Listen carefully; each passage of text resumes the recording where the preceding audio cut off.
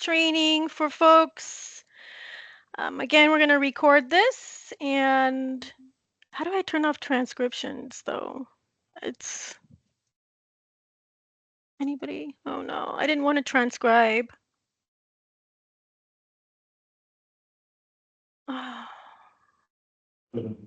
Hey Deanna, this is Jared. I think at the top under more where there's the three dots and then there's a record and transcribe at the top. Yeah, See okay. if you can play with that. There, you got it. Hide transcript. Okay, it's recording and it's hiding transcript. Thank you, Jared. Okay, so I'm going to start the training. It's recording. It's going to be available on our YouTube page. We're going to do a training today on substantial damage determinations in Oregon. I'm Deanna Wright. I'm Oregon's NFIP coordinator. I've been at DLCD for 2.5 years now in this role. I mainly serve as a liaison between FEMA and local jurisdiction staff. Floodplain administrators is a large part of my role to assist. If they get stuck or stumped, they can contact me on anything floodplain permit related. I'm also inviting Scott Van Hoff. He's a floodplain specialist with FEMA, and Hannah Fator, as well as Daniel Stobe from OEM to present on some slides today. I'll have them introduce themselves as they do some of their slides, but we'll just kick it off now.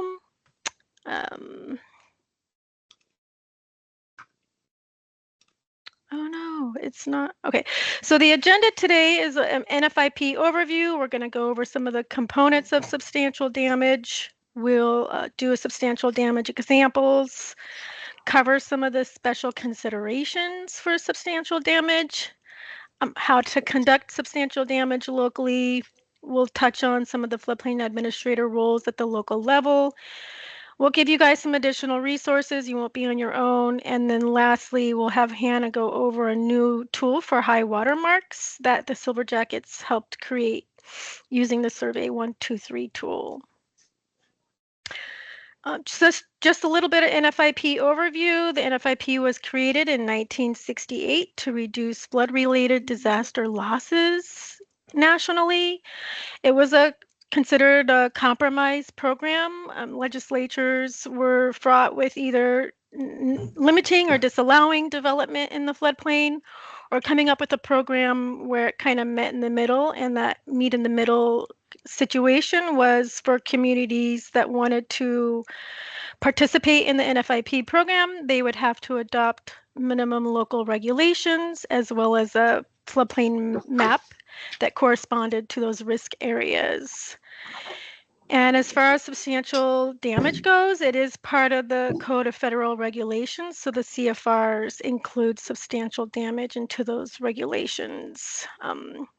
So the trade-off for those participating communities was to allow the purchase of flood insurance for those structures that are located within the special flood hazard area. So any federally backed loan structure needs to carry some form of flood insurance for the life of the loan.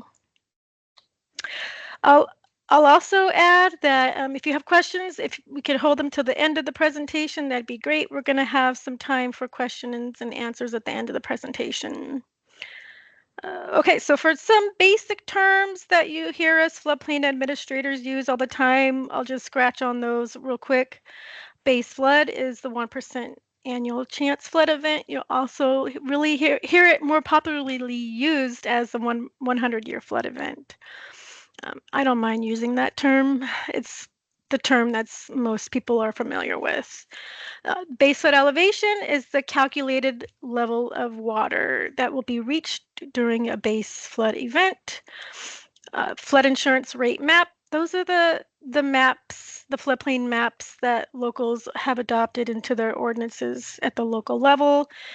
It has a corresponding flood insurance study. That flood insurance study has all the supporting hydraulic and computer modeling information that's related to the flood map at the local level. Freeboard is the standard to which a structure must be elevated to. I always term it as the area of the floor that you're walking on inside of a structure. That's the freeboard to which that structure is elevated to. And then lastly, special flood hazard area, or SFHA. We like to use our acronyms. That's the 1% annual chance flood to that we regulate to here in Oregon. So where does the substantial damage come into play? It's in the Oregon Model Ordinance. Oregon has a model ordinance that's pretty verbatim or pretty close to the Code of Federal Regulations for floodplain management nationwide. So a lot of our provisions in the model code is again verbatim from national regulations. And substantial damage definition is damage of any origin sustained by a structure whereby the cost of restoring that structure to its before damaged condition would equal or exceed 50% of the market value of the structure before the damage occurred. And then the other definition to share here is substantial improvement, which is any reconstruction, rehab, addition, or other improvement of a structure which equals or exceeds 50% market value of the structure. And you'll oftentimes see that these two terms are used interchangeably in the floodplain management world. Continuing on with the model ordinance, section 431 contains the section that gives us our kind of marching orders for floodplain development permits, as well as the definition of residential construction. That's where you'll see that substantial improvement or substantial damage definition. And I'll encourage you to find these two sections for the floodplain permit and substantial damage within all y'all's local codes. Anytime there's a jurisdiction that does a local code amendment or revision, we review it here at DLCD, or FEMA reviews it so that it's mirroring the minimum requirement there. So again, all of these standards here are within your local codes, and I would just encourage you to locate those at the local level. So what does this all mean for substantially damaged structures? It essentially means that those structures that are substantially damaged have to be brought into compliance with your local regulations as part of the rebuild or the reconstruction. I'll say by practitioners' experience, this is one of the hardest jobs as a floodplain administrator, to tell somebody that or to give that letter out to say your structure is substantially damaged. And I understand it could get a little political at times, but this is part of a floodplain administrator's duty, and it's codified in our local codes. An example that we can give is, say you have a home, the lowest floor of this existing home is 3 feet below the base foot elevation, and it's just sustained substantial damage. As part of the rebuild, that structure has to be elevated 3 feet high to meet the standard. And some locals have higher regulatory standards, and I'll say in most of Oregon, it's been my experience that freeboard is 1 foot above the base foot elevation, but again, there's some jurisdictions out there that have a higher freeboard. I think like Lane County's got a 2-foot freeboard, I believe. So why is substantial improvement, substantial damage important? There's a couple reasons. A, it's required as an NFIP minimum. And there's also advantages. It's really to get these pre-existing non-conforming structures into compliance with your existing floodplain regulations. It's those 1930s and 1950s homes that were constructed before we had these regulations that weren't quite meeting the floodplain standards. So the advantages here to getting these structures into compliance is just more resiliency at the local level, reduced flood losses, safety for humans, as well as reduced disaster costs. I'm going to kick it on over to Scott to introduce himself, to do the next set of slides and kind of go over some of the key components for substantial damage. And then we'll get into a demo of the tool, and we'll be able to answer questions again at the end of the presentation. Thank you. Thanks, Deanna. Yeah, I'm Scott Van Hoff. Been with FEMA Region 10 for a few years now. I'm a floodplain specialist, insurance specialist, a number of roles I've done over the years. Deanna is correct when she says that the substantial damage, calculation enforcement is usually the most challenging, most difficult task for a local floodplain administrator, because that's where you tend to get the most influence from local political considerations, and it is a challenging thing to do. But there's very, very valuable, very important public safety and value of property reasons why you would want to make sure you are correctly implementing your substantial damage portion of your local ordinance. Something to understand about substantial damage when we're talking about damage from any origin. This isn't just a big declared disaster. It is not the only time you need to be worried about this. It's anytime. It's day-to-day building permits. Every building permit that comes in that's for an existing structure in the special flood hazard area, you should be determining whether it's a substantial damage or substantial improvement situation where you need to apply this part of your ordinance. So that's damage from, say, an individual house fire, maybe a flood, a wind event. Maybe it's just simply a tree fell through the roof of the house, and then this might be a one house disaster. You should be calculating substantial improvement damage with every single permit in the floodplain. Now, the determination here is often called the 50% rule. This is the quantitative part here. This is where we do the calculation to determine whether or not a building is considered substantially damaged. We're going to take it to do this calculation. We're going to need just two numbers. We're going to need the cost of the repair. What's the estimated repair cost to put this building back to the pre-disaster or pre-damage condition that it was in? And then what's the market value of the building, just the building itself? Next slide. So damage of any origin, we are talking about wind, fire, earthquake, anything. And this could be a disaster like your community is experiencing now, where you've got dozens of homes damaged, or it can just be a one-off individual structure disaster, like, say, a tree falling or a house fire. Next slide. Now, the 50% rule is simple math. It's just take these two numbers. What's the cost of the repair, to repair the damage, divided by the pre-event market value. What was that house worth before the disaster? So let's look at this example here. We have a house where the structure was valued at $150,000, and they had a house fire. The repair estimate comes back at $90,000. So we just simply take that 90 divided by 150, comes out to 0.6 or 60%. So certainly above the 50% threshold. So this house would be considered substantially damaged. And when it gets repaired, it will now be a new house. It will not be an old 1950s or whatever vintage that house was. So when you're looking at the cost to repair, it's important to know which costs to consider and which ones can be excluded. Some of the things you have to consider is all the repair costs of the structure itself and any built-in appliances, the heating, air conditioning, electrical, plumbing systems.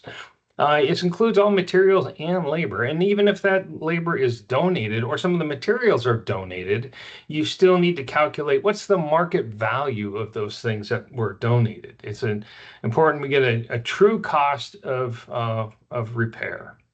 Now, things that can be excluded is like anything on the outside of the house. Landscaping, land stabilization, those kinds of expenses aren't included in the repair costs. The same with like building permit fees, architecture fees. These things are not to be included. Next slide.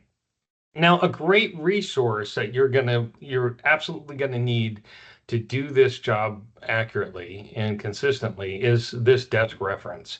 So please download a copy of this.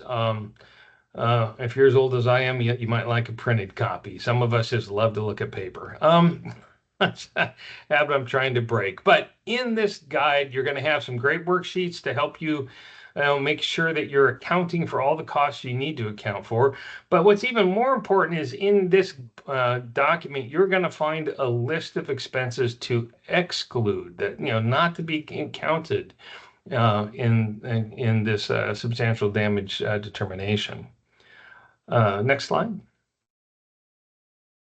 So let's take look at a couple of examples and try to think, what do you think? Part of the challenge here, especially when you have a big disaster and you've got to look at dozens of homes, or like some disasters I've worked on, thousands of homes you need to inspect, you need to have a pretty quick triage process to be able to kind of understand whether or not the house is definitely substantially damaged, definitely not a substantial damage, or one of those kind of gray area in the middle maybes that is going to require a closer look and a closer scrutiny of those damages to make this determination. But look at this house. What's the biggest clue we see right here? There's a very visible high water mark that goes right to the top of the door or the bottom of that high window there. So it looks like this house has a good 6, close to 7 feet of standing water was in the house. Do you think this one was substantially damaged? In my experience, anything over a foot of water above that first finished floor is probably going to be a substantially damaged house. So that's one where you're going to want to inspect it to verify. This one, if I was walking by on the street, I'd see the height of that high water mark and I'd say, this one's definitely substantially damaged. Next slide, please. Here's another one. This one, the high water mark is maybe not quite as obvious, but it certainly looks like it's about 2 feet above the floor there. You look at the one side of the house where it's the wood's where the bad stain has kind of been washed off. But it looks like that might be a high water mark. But then again, you have a house that's got siding in poor condition even pre-disaster. So here's one that you're going to want to take a closer look at to verify. Is this a high water mark I'm seeing there? Did you have water over the floor, or is this just simply a house that desperately needs paint? Next slide. What about this house? What do you notice about this? I don't see any high water marks on the buildings. The side looks clean, no lines, no mud on the side of the house, but you look at the foundation, something's missing. One whole wall of the foundation has collapsed. This is definitely a building that's probably has experienced substantial damage. This one's probably going to exceed that 50% threshold. So this one does warrant an inspection and probably going to be a substantial damage determination. Next one. So now market value. Now the market value is of the structure alone, disregarding the property value. All we care about is what's the value of the house. Now, in the past, when I've done these substantial damage determinations, when FEMA has done these for communities post-disaster, an excellent source of information to help you differentiate the house from the property value is your county assessor data. That assessor data is an invaluable tool to help you zero in on just what was that market value of the structure itself. So here, the slide, you see a couple there are a couple of different ways to determine market value. And when you look at that handbook, that desk reference, also that will explain in detail how to do this. Now, so you have some choices. There's not an absolute one way to do this. There's 2 or 3 ways you can do it. What's important for you as a community is to pick your method and be consistent and apply that method to every single structure in your community. Don't do it one way for one homeowner and another way for another homeowner or for different neighborhoods. You need to be consistent to avoid any accusations of bias or anything in your determinations of which houses are substantially damaged and which ones are not. And then also have an appeal process. Now, for the homeowners, if they don't agree, you might occasionally get somebody who doesn't agree that their house is substantially damaged. You have an established appeal process, and it's fairly easy because this determination is based on only 2 numbers. So if somebody disagrees and okay, which number do you not agree with?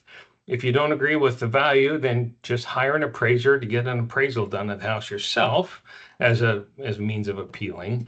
Or if they don't agree with the damage estimate, then fine, go get a detailed repair cost estimate from a licensed contractor.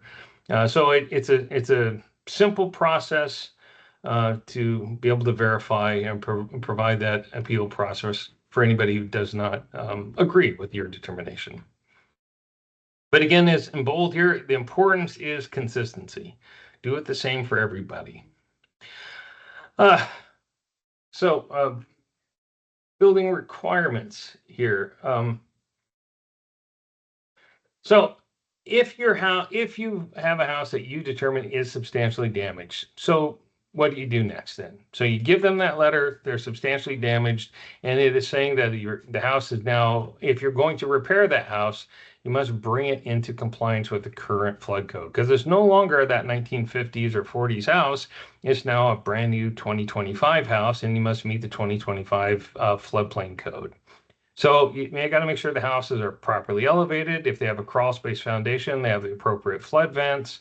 All utilities like HVAC units, heating, air conditioning units have to be elevated above base flood elevation in accordance with your local ordinance and whatever your freeboard requirements are, or any other higher regulatory standards that exist in your community's floodplain ordinance. New and substantially improved non-residential buildings, a substantially improved non-residential, same as building one brand new. You have the option of elevating or dry floodproofing, but that still has that same requirements for engineering certification about the construction of the building, that it is constructed to be dry floodproofed. Next slide. Manufactured homes. Always a challenge in the floodplain. This is a familiar photo. In fact, I think I took that photo. Oh, did ya? So I was Yes. gonna take this slide on, Scott. Sure. Go Okay. right ahead. Thanks. So in Oregon, we do have the Oregon Model Floodplain Code. Again, most jurisdictions adopt that manufactured home section, again, verbatim. And for manufactured dwellings, the construction has to be placed such that the bottom of the longitudinal I-chassis frame is at or above the base flood elevation of the community's freeboard. So there was some consternation or question about this back in 2011. So the Oregon Building Codes Division did an interpretation with illustration. I'm happy to send out to folks. Just email me later on. I can send that interpretation out. I think it paints a picture of what this code section is looking for. The key points here is that the manufactured home has to be anchored to avoid flotation and collapse. As you can see, this manufactured home photograph that Scott took came off of its foundation and it was not properly anchored. Also, electrical crossover connections should be a foot above the base soil elevation, because oftentimes in a flood event, it's those electrical components and HVAC components that are the expensive part of replacing those. So we're going to make sure those are elevated as well via the local floodplain development permit. Recreational vehicle requirements. RVs can be allowed in the floodplain. They just have to be licensed and road ready. That's the key terms here, is licensed and road ready, and be on the site for 180 days or less. If those RVs are on site for more than 180 days, they have to be elevated above the base flood elevation. Now, I know some of you might be thinking, oh, I've not really ever seen an elevated RV. I've seen them a couple times back east, but I have not really ever seen RV elevated here in Oregon. But that would be the case if you were to do a request for, say, a bunch of emergency permits for RV placements. If they are proposed within the special flood hazard area, you can condition it locally for those RVs to be on site for less than 180 days. Because again, this RV section is within your local code and is within the federal code of federal regulations as a minimum NFIP standard. And if they're placed within the floodway, there's an additional engineering analysis that would be necessary as part of a condition of approval. So floodway requirements. Any development in the floodway, including fill and substantial improvements, have to demonstrate through hydrologic and hydraulics analysis that it's not going to result in any rise in floodwaters. So in a post-disaster situation, there is a policy that's allowed replacement in kind. So replacement in the exact same footprint is allowed without an H&H analysis, so long as that existing structure met your local floodplain or floodway requirements in the first place. So you want to check to see that that existing structure met that standard in the floodway. The key here is just to know where your floodway properties exist and if they are substantially damaged. Variances and exceptions. Variances cannot be granted for substantial damage or substantial improvement requirements. I know Oregon has like special variance requirements. Typically, those are type 2 permits at the local level with notice and opportunity to appeal, so to keep that into consideration as well. The only exception for structures to not meet the substantial damage, substantial improvement, if they're bona fide historic structures. So they can't just be a property owner saying, "Oh, I've got it historic structures." They have to be like on SHPO or State Historic Preservation Office or local historic preservation list to be accepted case by case basis. And that also doesn't mean that granting the exception for that historic structure, they still may want to carry flood insurance. So that structure where the freeboard is low, it's going to result in a higher flood insurance premium. So that's a consideration as well. Violations. So any violation of your ordinance, it does put the community's participation in the NFIP at jeopardy. They can lead to suspension, probation, or pre-probationary situations. I will say at the state level at DLCD's goal is not to be heavy-handed with violations or lead the way there. It's really delegated to the local compliance office. But we're here to provide guidance and technical assistance to help with a compliance plan. You can contact me if you do have questions on that. Our director here at DLCD wants us to be a technical guidance tool to you and available at that level. Scott talked about this a little bit, substantial damage resource guides.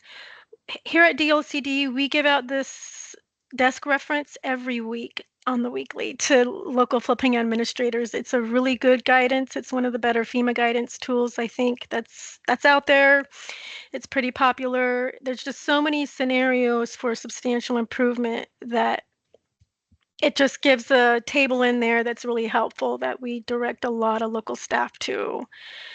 And this other guidance document here on the right, the substantial damage assessment and determination, it's a guidance document that I created just recently. It's from a practitioner's perspective of doing substantial damage determinations from a state CFM, because I've been in a planner here in Oregon for 20 years now, and I've been through a couple substantial damage events. One was a 2012 flood event there in Lane County, and then the 2020 fires that we felt in the 5 different areas in Oregon. So I created this guidance. It's preliminary version. If you have any feedback on it, please let me know, email or call me. But we will and have made it available to impacted area staff. It's about 95% there, so we'll soon push it out statewide for to be a resource for local planners and floodplain administrators. And it's just a step-by-step guide.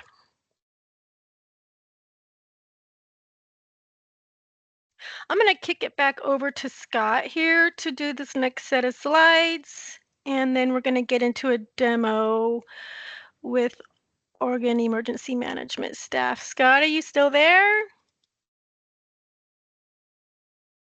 Yes, sorry, Hey. my mic was sticking. Yeah. So, so post-event responsibilities of the community. It is your community. Excuse me. It is your responsibility to inspect all damaged properties in your community. Look for those substantial damaged homes. And again, the initial triage is usually pretty fast. Once you've done a few of these, you'll be able to get a good sense from literally just standing in front of the house in the yard to know if it's definitely substantially damaged, definitely not, or maybe one of those in between. It looks close, so we need to take a closer look. But that initial triage is very important, and it's also important that you document that somehow as to those decisions you made on each building permit you take for reconstruction. Include the information you used, how you came up with that determination that it either was or was not substantially damaged. Ensure that you are getting the permits. One of the most classic errors, well-intentioned, good-spirited mistakes that a lot of communities I see make all across the country is that after a large event like a flood where a number of homes are damaged, the local government will decide that we're going to waive all permits for the next 30 or 60 days, go fix your homes. While that is intended to help people, move quickly and save money and not pay the permit fees, you're really doing a tremendous disservice to your residents by not having your building codes applied to the reconstruction of these homes. That's the way you get a bunch of previously code compliant homes to become very non-compliant when you have just a free-for-all on reconstruction without any standards. Now, waiving the fees, perfectly fine. That sounds like a very legitimate and maybe good thing to do is waive all building permit fees, but please don't waive all permits. Providing the notice to the substantial damage to the property owner. This is very important that when you determine the house is substantially damaged, they're going to need a letter that specifically says that and informs them of what their code compliance requirements are going to be in the reconstruction of that house to bring it into compliance with the current flood code. Now, this letter is going to be very important to any of those homeowners that have flood insurance from FEMA, because that letter will allow them to access additional money that comes from their insurance policy to pay the costs of this code compliance requirement they now have, whether that's elevating the home or maybe it's just simply adding flood vents to the home. That letter is the proof they need in order to access that additional insurance money.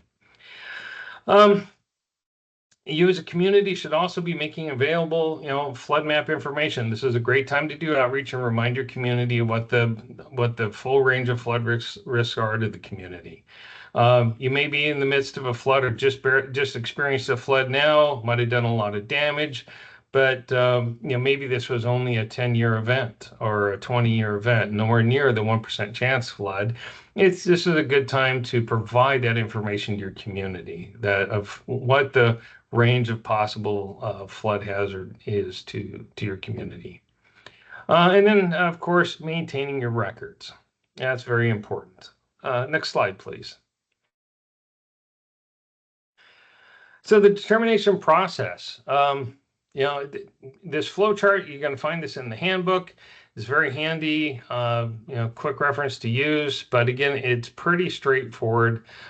This applies only to structures in the special flood hazard area. So there's no point in doing this for houses that are outside the floodplain. The calculation itself is just a simple arithmetic here using just two numbers, and it's whether or not it's equal to or greater than 50%. So it's pretty straightforward. Next slide. I could take this one, Scott. Okay. Okay. So how do you identify substantially damaged structures at the local level? There's three options for doing substantial damage determinations. I've laid them out here. There's spreadsheet, paper copy method. The second method is recommended. It's Oregon's damage assessment tool using the substantial damage dashboard. That is a digital application method. Again, that would be what we'd recommend to use. And then the third method is FEMA's substantial damage estimator tool. I'll speak to these a little bit within this slide. The spreadsheet method is developing and triaging those substantially damaged structures in the field with your community's floodplain, within the community floodplain special flood hazard area only. You could take copies of the special flood hazard maps, you do field visits, and if possible, develop a local tracking method that includes the spreadsheet information with the bullet points here. For each structure that you would visit, we'd recommend going out in teams of 2, and now ideally, it would be ideal if you would do these damage assessments at the time of the other damage assessments occurring, or the substantial damage at the time the other substantial damage assessments are occurring. But we realized sometimes the floodplain administrator, it doesn't know all the goings in during a disaster. I will say I've done the spreadsheet method one time, post 2012 event, and it wasn't my favorite. It was post disaster, and it was a rainy day. All the ink on the paper was getting smudged, so that's why we'd recommend trying to use the damage assessment tool with the substantial damage dashboard that we'll have OEM staff do a little demo on today. The substantial damage estimator tool, I'm less familiar with. I've never used it, but I've included the link here into this. And that could be used as part of estimating substantial damage per the NFIP requirements as an option as well.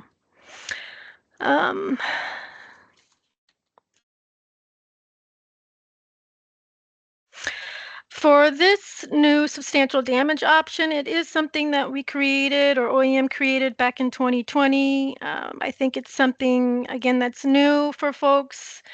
And the way that it works is it's data collected by those preliminary damage assessment teams at the local level. This data can be loaded into a floodplain manager geospatial dashboard.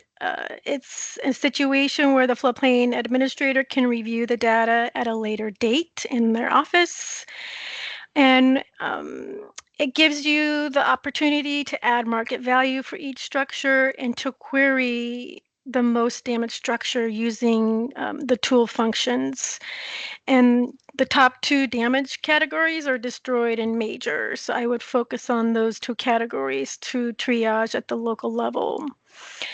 And then the floodplain manager can make those finalized substantial damage determinations in office, or if you come along a structure that's not requires more information, it might require you to go out and do another windshield survey or an inspection at the local level. I've included the link here for OEM's damage assessment project. We could also drop that into the chat if needed, but I think what I want to do at this point is have Daniel or OEM staff do a little demo of the substantial damage dashboard that is within the Oregon damage assessment tool. And I think that might be Daniel, you're up. Yep. Thank you. And let me try and share my screen here. Okay. Yep, we can see it. Okay, perfect. So this is where you're going to go when you first access that website. And I will say that this does require an ArcGIS Online account in order to access these secure components of this web page. If you do not have an ArcGIS Online account, please let us know, because we are able to create one free of charge for you. So I do want to clarify that statement. Basically, what this particular tool does is it allows you to sign into this site here, and we're going to navigate as though we are signed in as a local jurisdiction. So in this case, I'm going to sign in as Harney County, which presents me up on the top here. You'll see there's a bunch of different pages here. That's mainly because I'm an administrator on this, but theoretically, when you sign in, you would be presented with information for your particular jurisdiction. So if I click on that particular county, I will be presented with that county's information. So this is all of the damage assessments that were conducted within that jurisdiction. And this allows me to actually export all that data as a spreadsheet if I want to, or I can plug it into my own GIS mapping system. I have some basic views of information here pertaining to all of the damage assessments that were conducted at that particular jurisdiction. I can see kind of the status at a glance. These are the numbers that emergency management cares about. And then at the very bottom of the page, there are two different dashboards. And for the purposes of this training today, we're going to go through and take a look at the substantial damage assessment review dashboard. So as Deanna and Scott have indicated, there are some specific data elements that you're capturing as a part of the substantial damage assessment process.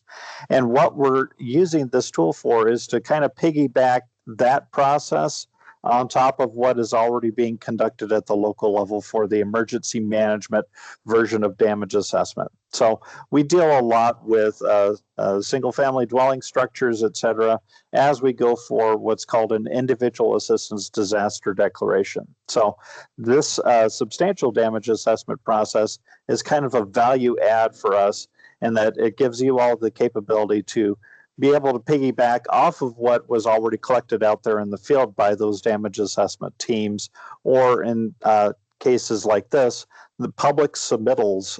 So jurisdictions have the capability to essentially activate that survey form to have the public do self-reports for damages on their own property. So we're going to take a look inside of Burns here real quick. So how you use this dashboard, simply click on a record and it will zoom into that location and bring up the substantial damage assessment review survey. You'll see in the map here, what turns on is the National Flood Hazard Layer. So this is the FEMA floodplain boundaries, very similar to what you would already see on the DFIRM maps. It's the same data that we're pulling on here. Blue indicating the 100-year, the 500 years, this orange color, and then the floodway is kind of that hatched boundary that I'm sure many of you are familiar with seeing. So right at a glance here, we're zoomed into that particular property location, and we actually see where that is in space compared to where that floodplain boundary is. And I'll say this is beneficial in that when you're going out in the field, you may not know where the floodplain boundaries are for that particular area. So this allows you to essentially be back at home base, wherever that is, and be able to see kind of that point in space compared with what the floodplain is located at. So we can see some basic information from that individual assistance assessment that was conducted out there. Many of these are not editable. You're just able to see some additional details that were collected for that property. And one of the first questions is the property in a map special flood hazard area? So you as a floodplain manager have the ability to go in and update this information as you see fit. So in this case here, it's no longer unknown. I actually see that this property is within the special flood hazard area. And then similar questions to what we were talking about earlier. What is that estimated market value of the structure? And are you able to inspect the interior of the property? Yes or no? And additional questions will pop up based upon what you answer in the survey. Previously, so this was a requirement that we had from DLCD when we initially built this tool, was kind of that spreadsheet view of the different elements of the repairs that are, or the estimates of the damage for that particular property. So pretty much it was a percentage of damage to different categories or different sectors that help kind of determine what that substantial damage number is. So I'm just going to go with some wild numbers here and say 170,000 for this particular structure. We'll say 20% damage to the foundation, 50 to the framing, 30 to the roofing, Now, I'm just plotting in some numbers here of percent estimate damages for each of these individual categories. And you'll notice we have some reminders on here that if you're indicating a percentage, just enter in the whole number. So 25 represents 25%, et cetera. And what's going to happen on the back end is all of these numbers will then tally with an estimated damage cost, which is kind of that repair value that we were talking earlier about, to kind of come up with an estimated substantial damage determination. So you'll see here, I added in all of these percentage values, and then the total estimated repairs is automatically calculated based upon what those values are.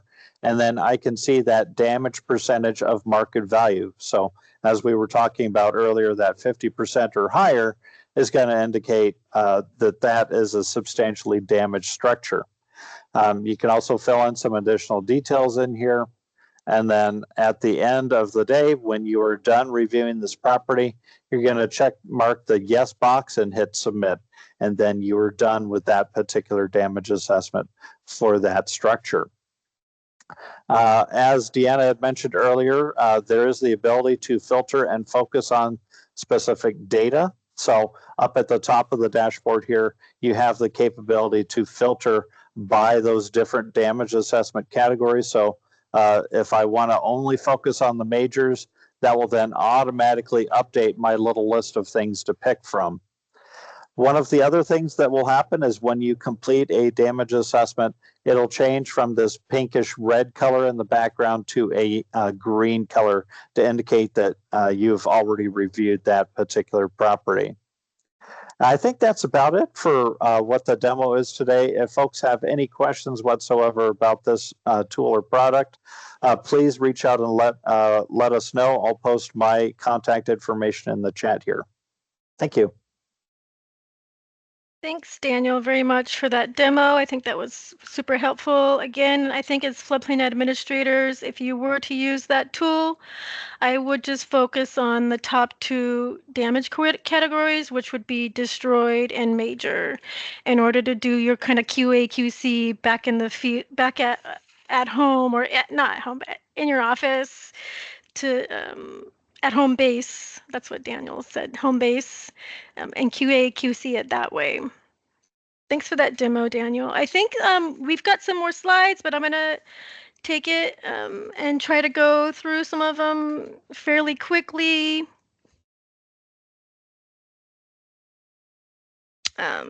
Because I want to allow for some time for questions. So what is the floodplain administrator's role here for substantial damage? It's really to get the word out to impacted residents.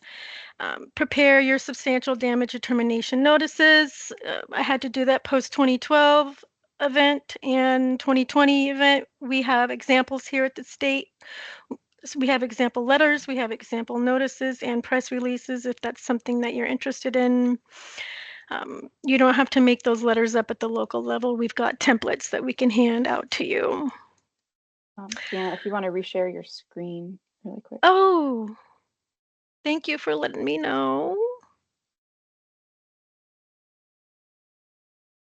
Can you see it now?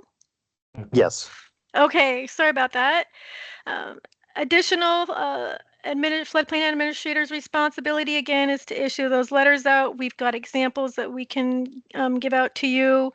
They are kind of like, I would say, dry, so feel free to amend or revise them to add that like little humanistic layer to it if you wish at the local level.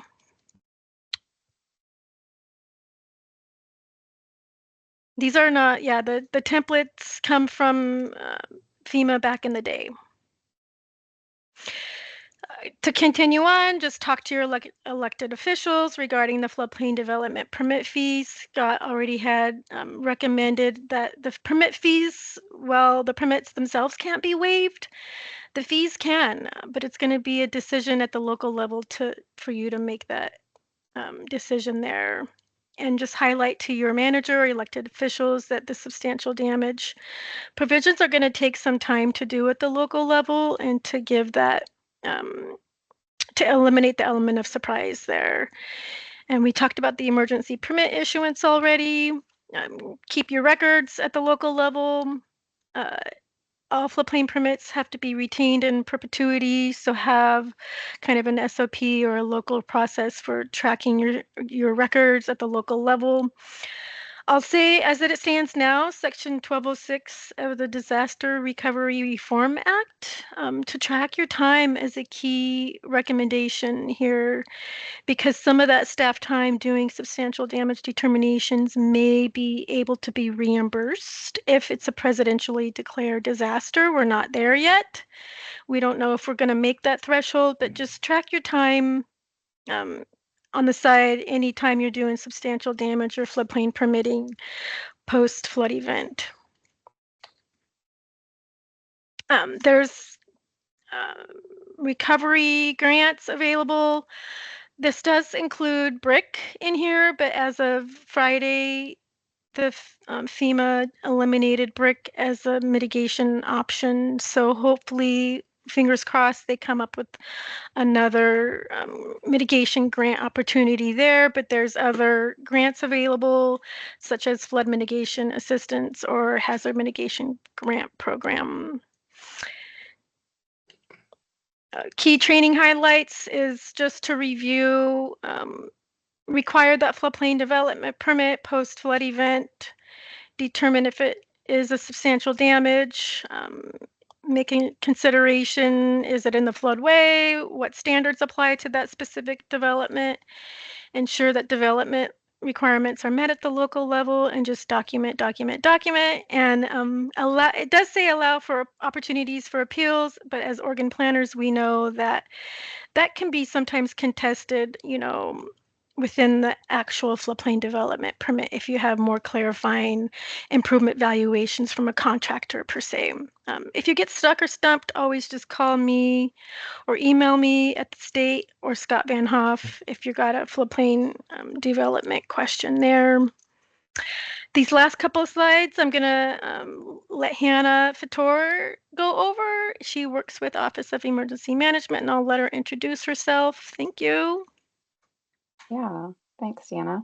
I'm Hannah Fatter. I work for the Oregon Department of Emergency Management. I'm Oregon's state risk map coordinator with the risk mapping assessment and planning program. And working with Silver Jackets, we put together this flood recovery resource guide that's available on Oregon Silver Jackets hub site that goes over community support and technical assistance that's available, funding opportunities, training opportunities, and then other resources that can help out post-disaster. It also goes through kind of the process of when you first realize that you're in a flood event, what you do, and then the recovery piece after that. Next slide, please.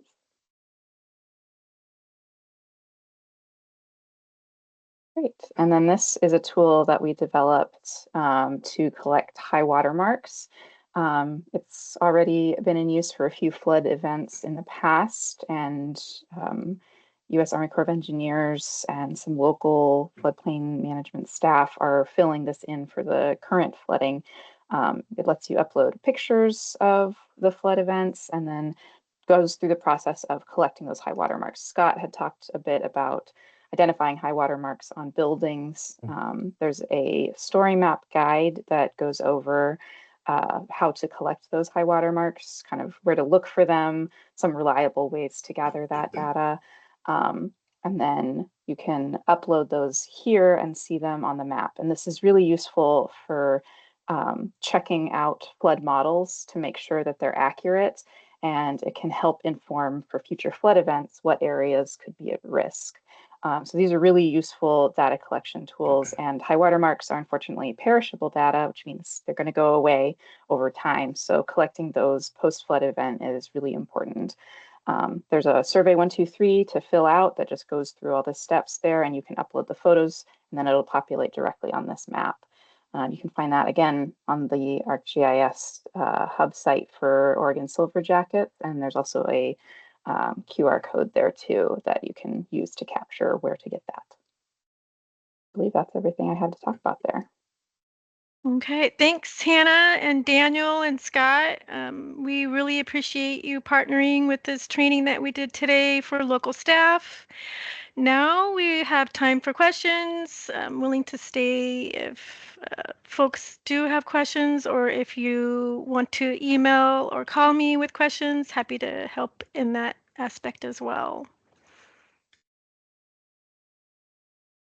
So did I miss any questions that might have came in through the chat? I wasn't able to view it. Nope, didn't see any questions come in. No. Okay. There's no questions? We were that good?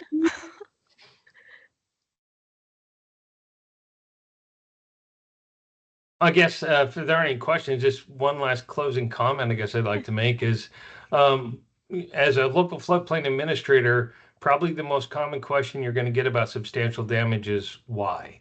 Why is this part of our flood code? Why is this important? And the reason substantial damage and determinations and enforcement of your building code is important is because these buildings are the leading cause of repetitive loss properties, properties that are going to flood and be damaged over and over and over again if they go unmitigated. And if you've helped a survivor with a severely damaged home from flood and helped them through all that's involved in that, it's a traumatic event. I would hope that your instinctive reaction is you want to do everything you can to help these people avoid ever going through this ever again. And help in enforcing your code and requiring mitigation of that house is probably the best thing you can do in your role as a floodplain administrator to help ensure that that house is not likely to experience that same event again, and that those occupants, whoever they may be, it might be a future owner down the road, you don't wish that this kind of experience on anybody. So, please do a diligent job of enforcing substantial damage just to help avoid repeats of this in your community.